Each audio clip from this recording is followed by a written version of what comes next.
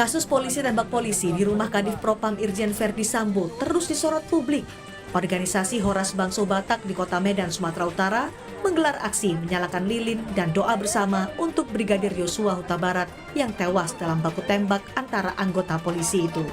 Mereka meminta Kapolri dan tim khusus mengungkap kasus ini seterang-terangnya di tengah banyaknya dugaan kejanggalan. Di dalam kasus yang menimpa Brigadir J Huta Barat, secara terang benderang kita lihat di sini banyak terjadi kejanggalan. Jadi kami meminta kepada Kapolri untuk mengusut tuntas kasus ini hingga sampai selesai. Untuk mengungkap kasus ini, Komnas HAM menemui keluarga Brigadir Yosua di Jambi untuk mendapat penjelasan soal dokumen, foto, dan video, termasuk dugaan peretasan ponsel sejumlah anggota keluarga Brigadir Yosua. Komnas HAM tentu saja dapat lebih banyak dari apa yang beredar di publik, khususnya soal foto, soal video. Dan yang paling penting dalam konteks itu adalah konteksnya. Jadi foto itu diambilnya bagaimana, konteksnya apa, ya penjelasan dari keluarga apa, itu yang penting. Termasuk juga soal HP, ya bagaimana ada masalah peretasan, katanya kapan peretasan terjadi, karakternya kayak apa, polanya kayak apa, kami juga dapat. Yang lain lagi, kami juga dapat soal yang polisi datang dalam jumlah yang banyak. Tak berhenti di situ, Komnas HAM juga akan meminta keterangan ahli, termasuk Irjen Verdi Sambo dan istri yang terlibat dalam kasus saling tembak anggota polisi ini.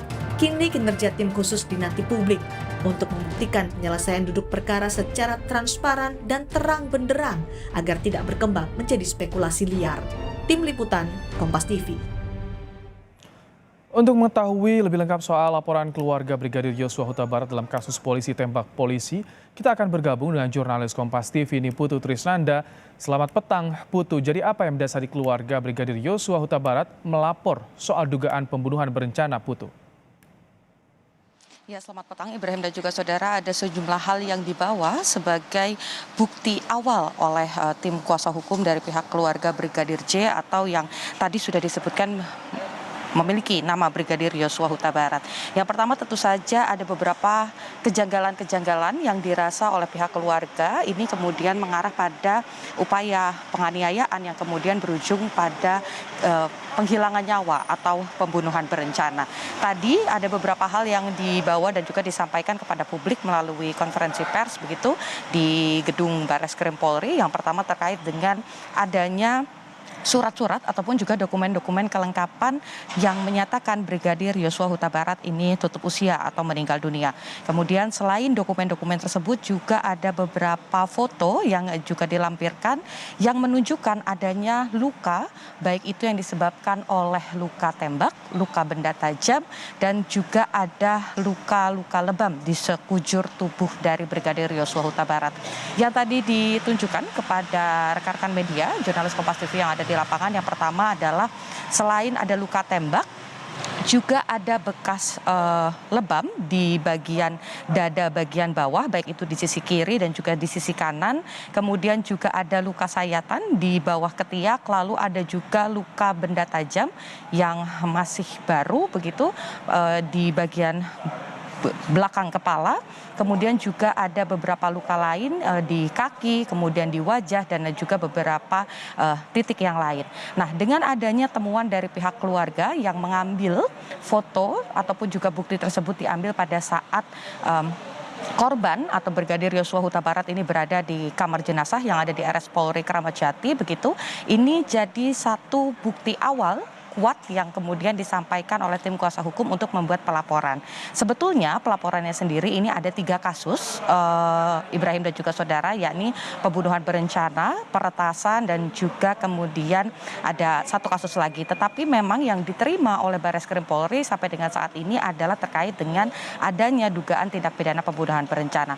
Masih awal, masih banyak hal yang kemudian harus dipenuhi, baik itu keterangan saksi ataupun juga bukti-bukti lain untuk kemudian menguatkan proses lidik peristiwa yang dilaporkan. Jadi memang Ibrahim dan juga saudara, ini sifatnya masih upaya ataupun juga pelaporan lidik peristiwa, jadi belum ada terlapor karena memang harapan dari pihak keluarga adalah dengan adanya bukti-bukti tambahan ini, pihak kepolisian dalam hal ini adalah penyidik Barreskrim Polri bisa dengan lebih cepat dan juga transparan untuk membuka sebetulnya fakta apa yang terjadi. Misalnya saja ada 2 peristiwa begitu dari kronologi dari Magelang kemudian sampai dengan ke Jakarta, itu juga menjadi salah satu upaya ataupun juga yang dituntut oleh keluarga untuk ditindaklanjuti.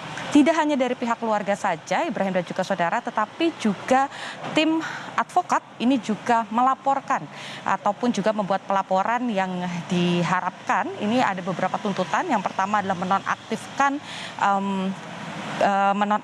Irjen Verdi Sambo agar tidak ada konflik of interest. Kemudian juga ada beberapa hal lain seperti misalnya menjalani proses dengan transparan. Lebih lengkapnya lagi, tadi sempat menyampaikan pernyataan yakni tim advokat penegak hukum dan keadilan atau Tampak Saur Sinaga. Jadi yang kami laporkan itu adalah saudara Irjen Verdi Sambo. Kenapa? Karena tempat kejadian perkara pembunuhan ini terjadi adalah di rumah dinas daripada saudara Verdi Sambo. Dan yang kedua adalah korban yang dibunuh ini adalah supir atau ajudan daripada saudara Verdi Sambo. Yang kedua yang kami laporkan adalah berada E. Nah, yang kami sesalkan adalah Kapolres tiba-tiba membuat kesimpulan tanpa bukti bahwa diduga ada pelecehan. Sehingga kemudian saudara korban yaitu Brigadir Yosua kemudian melakukan penembakan. Nah, oleh karena inilah supaya kasus ini bisa terang benderang, kami minta supaya segera diusut. Setidaknya saudara Verdi Sambo saya kira dinonaktifkan juga. Tadi Ibrahim, seperti yang disampaikan oleh Saur Siagian, maksud saya adalah beberapa hal yang kemudian dituntut agar pihak Kapolri dalam hal ini juga memberikan sikap yang juga tegas dan juga membuka proses penyelidikan ini dengan transparan agar publik juga bisa mengetahui bagaimana perkembangan dan korban dalam kasus yang tentu saja korban ini sudah sesuai dengan fakta-fakta begitu yang terjadi, ini juga bisa mendapatkan haknya untuk kemudian mendapatkan keadilan.